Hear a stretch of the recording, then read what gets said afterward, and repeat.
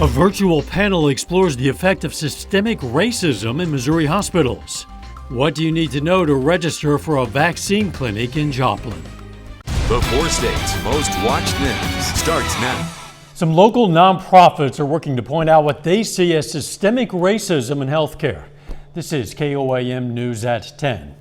Missouri Healthcare for All and Joplin for Justice held a webinar to discuss healthcare for people of color. KOAM's Zach Dodge was tuned in and has the story.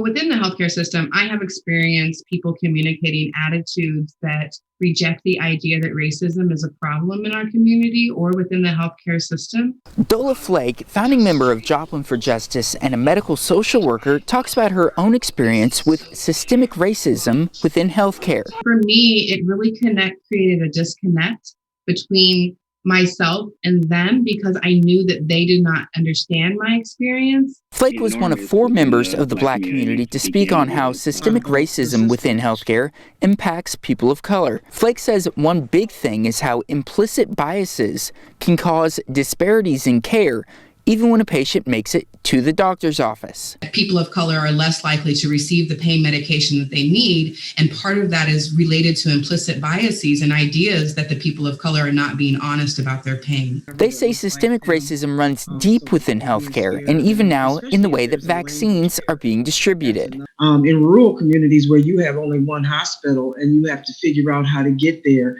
that is a huge barrier. The panelists say the first step towards getting to a level playing field is recognizing that systemic racism exists. A big thing they would like to see is a conscious effort on the part of hospitals. I haven't been to a diversity training since 1999. That's pretty sad. We very much lack diversity training, and I always speak about it. There needs to be diversity training, especially in this area. And the people who work there. I think we have to get used to having conversations that are difficult in spaces that we are highly regulated in. And so speak up, use your voice. Zach Dodge, KOAM News. We have the full webinar on this story on our website, koamnewsnow.com. A Joplin gymnastics coach is accused of sexually assaulting a student.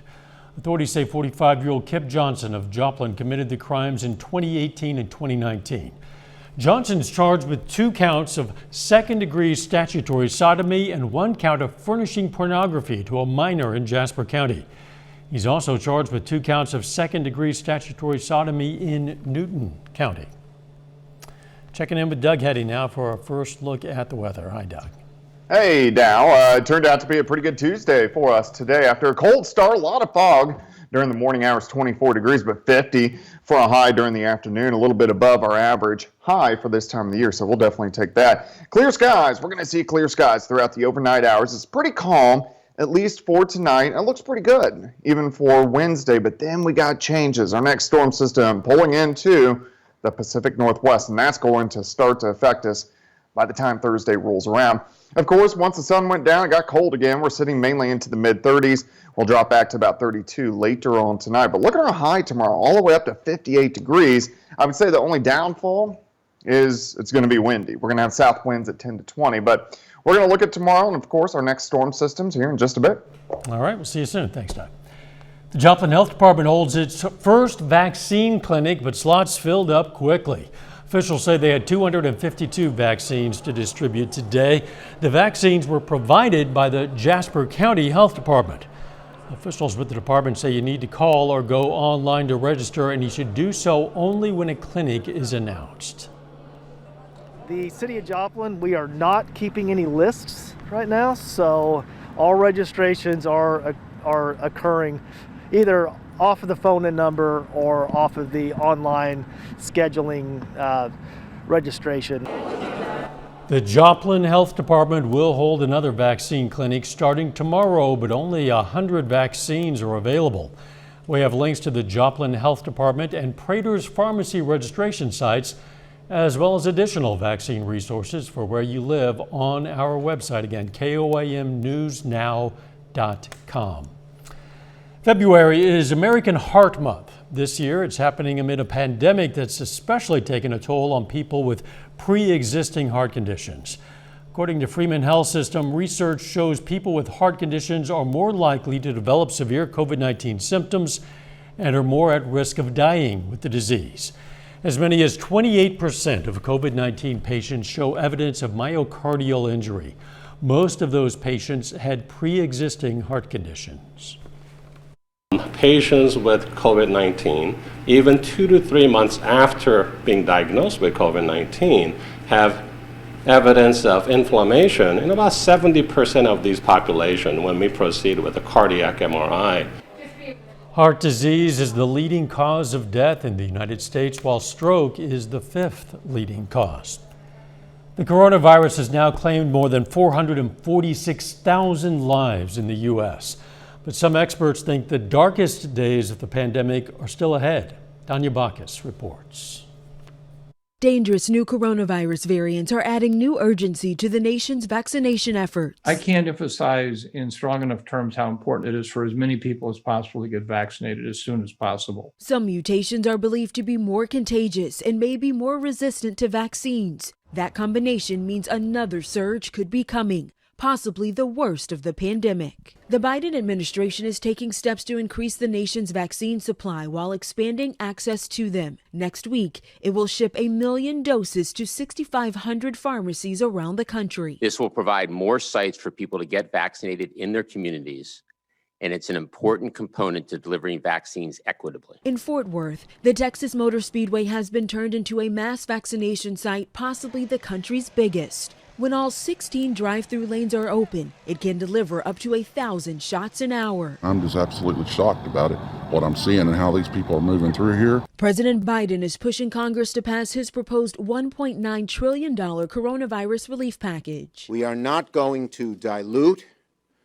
dither, or delay the needs of the American people. Are just too great. The Senate voted Tuesday to begin debate on budget resolution, a sign that they're ready to approve the White House's relief bill without any Republican support. They've chosen a totally partisan path. GOP leaders have objected to the bill's cost and have put forward an alternative bill that's about 1/3 as large. Tanya Bacchus, CBS News, Los Angeles. Little more than 26 million people in the U.S. have received at least one COVID-19 vaccine dose.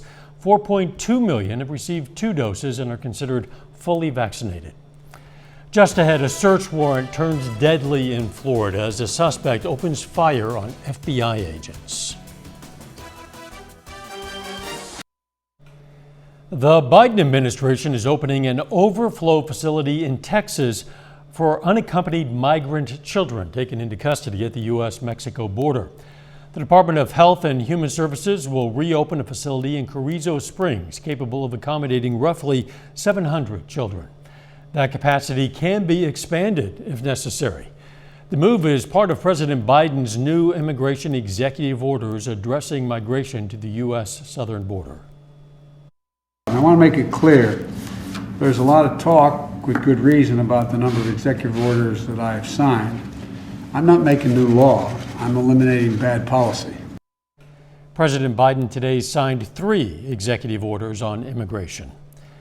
The remains of Capitol Police Officer Brian Sicknick, who was killed during the January 6th insurrection at the U.S. Capitol, lie in honor at the Capitol Rotunda tonight. Capitol Police colleagues and President Biden paid their respects this evening. Members of Congress can attend the viewing tomorrow morning. To recognize Officer Sicknick's sacrifice in defense of our nation, he will be interred at Arlington National Cemetery.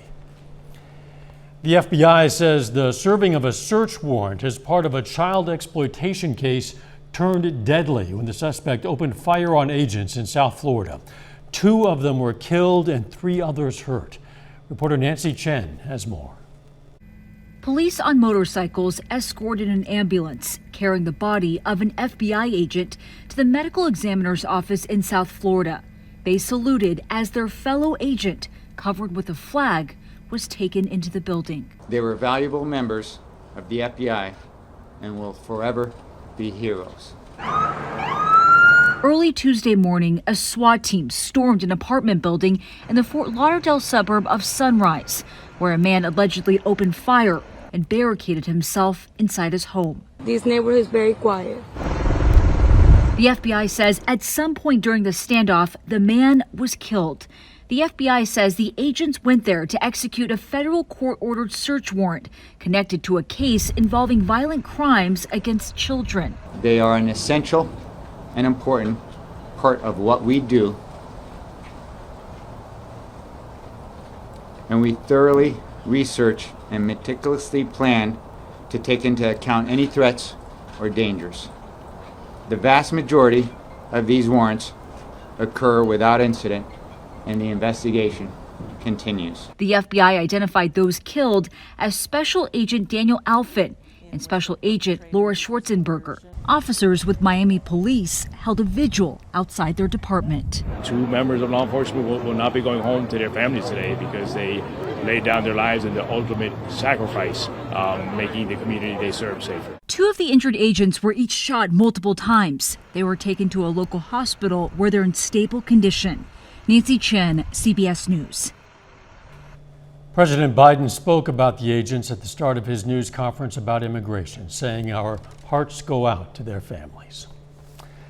Doug Heddy is up next with his complete forecast. And later, the Missouri Southern men look to take down the number 3 team in the country as they welcome in the Northwest Bearcats. We'll have the highlights in sports.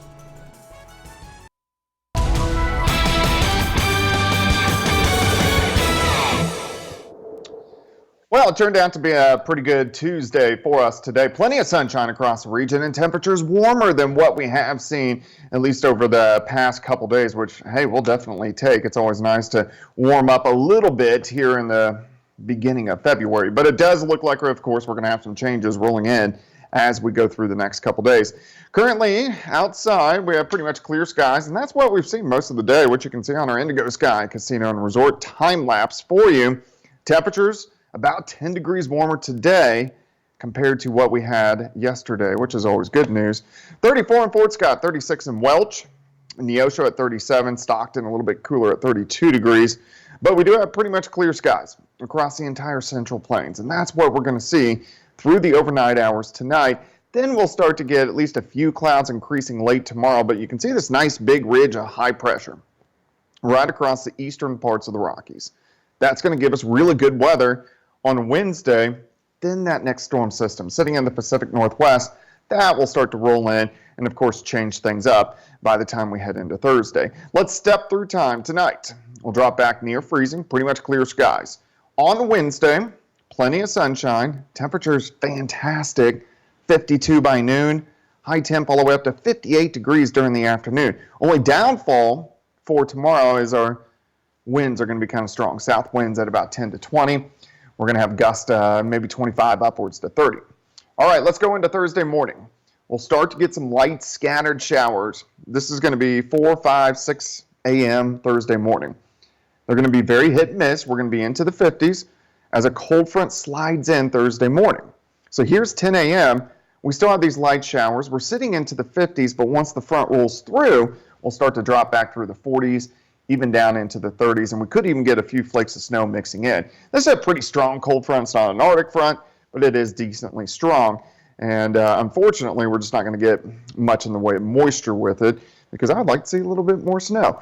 We do have some chances on Saturday. Another system's going to roll in. This is going to be an Arctic front, and it's going to really put the brakes on once it moves in. So it's going to be real interesting to see where's that cutoff on that Arctic air. Is it going to be in northern Oklahoma? Is it going to be in central Kansas? So we're going to have to watch that over the next couple days. But we could get a little bit of light snow from it late Saturday into Saturday night, maybe even a few flurries on Super Bowl Sunday.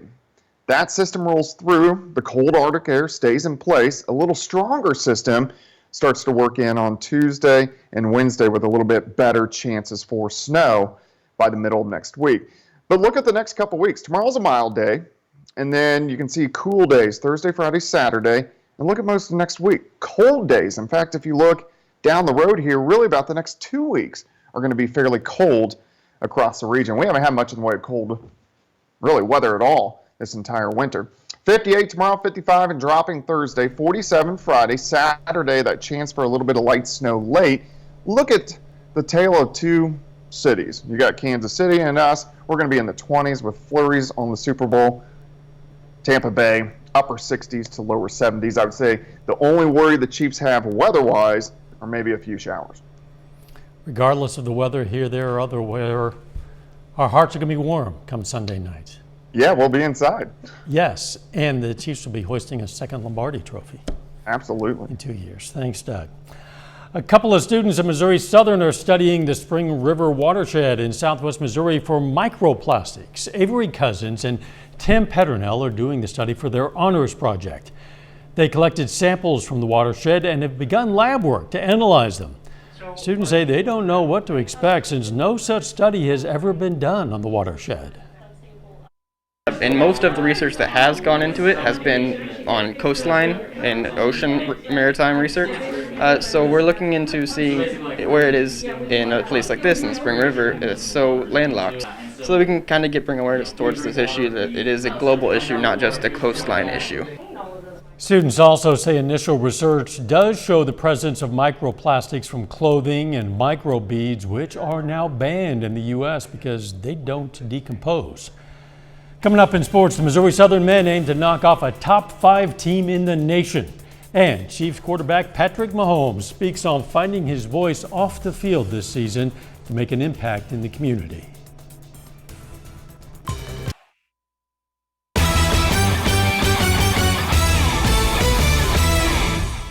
The Missouri Southern Lions are on the floor tonight hosting the Northwest Missouri State Bearcats. Now, this matchup was supposed to happen back in December, but it was postponed due to COVID issues at Northwest.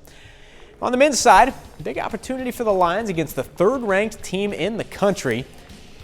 Lions trailing by 7 early. Stan Scott drives and scores. Then Cam Martin getting the putback off his own miss. He had 30 tonight, his third straight 30-point game. Later in the half, Avery Taggart cuts the Bearcats' lead to 5. And look at this. Martin back to work. Monster two-handed jam. Southern within 3. They're not done yet. Pass goes cross-court to Winston Desasau. He gets the 3. Game tied up. End of the half, though, Martin knocks it down from the left side. Bearcats up 7 at the break. Game stayed tight, but Northwest makes it by Southern 84-74. To the women's game now, Lions aim for their 3rd consecutive win. First quarter, back-to-back buckets here. First, Carly Turnbull drives, then jumper from Megan Jackson. Moso opens on a 6-0 run. Later in the quarter, Turnbull, 3 from the top of the key. Lions actually up 2 after 1. The Northwest responds in the second.